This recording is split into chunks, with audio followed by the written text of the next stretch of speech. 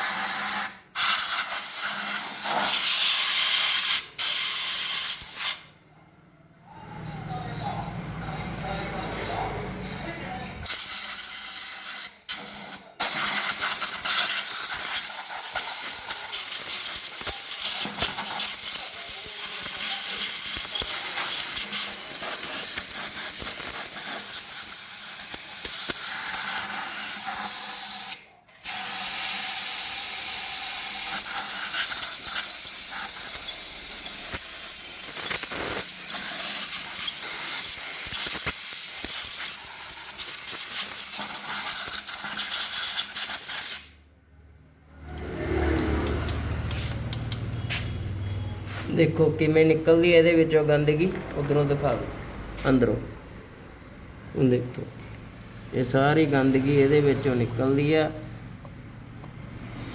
कम से कम ये अद्धा लीटर तो लेके 200 ग्राम तो लेके अद्धा लीटर ये ऑयल रह जाता।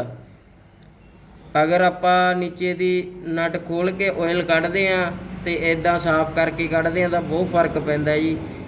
2.5 लीटर पूरा ऑयल पैंदा ये।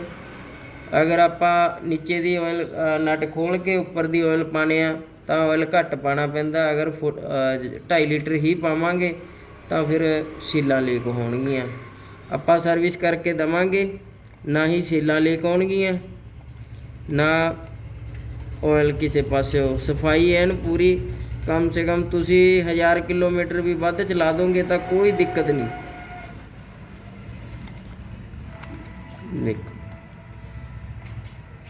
आ चैन टैसनर हुआ जी, टैसनर